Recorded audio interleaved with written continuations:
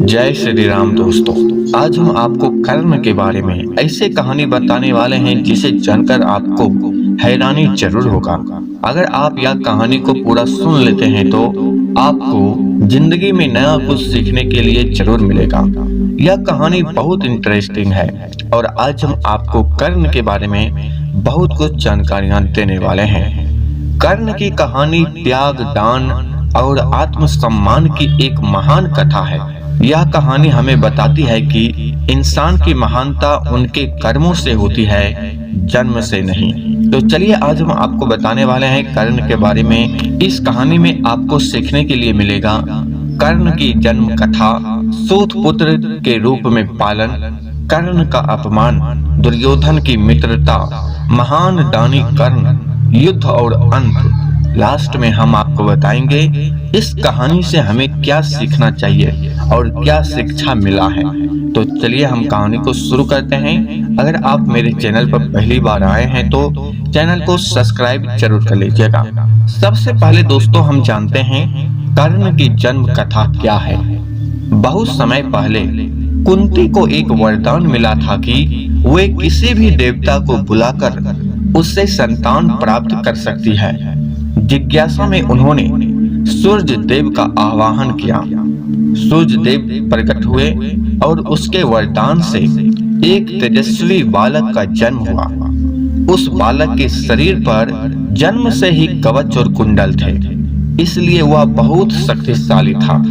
लेकिन उस समय कुंती अविवाहित थी, इसलिए समाज के डर से उन्होंने उस बच्चे को एक कटोरी में रखकर नदी में बहा दिया। वह बालक नदी में बहते बहते एक सारथी अधिरथ और उसकी पत्नी राधा को मिला।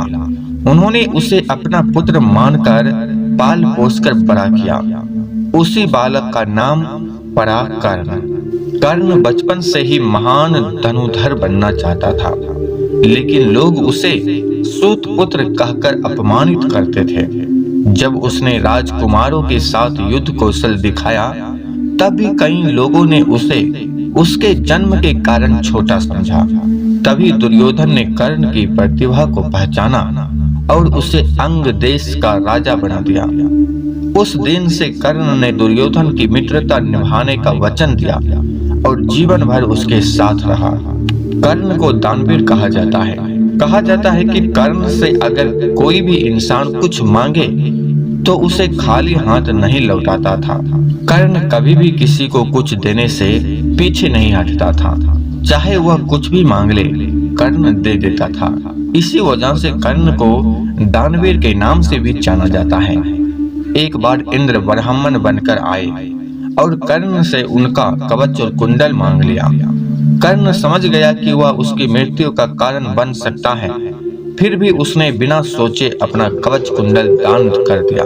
यही उसकी महानता थी। जब महाभारत युद्ध हुआ तब कर्ण ने कौरवों की ओर से युद्ध किया।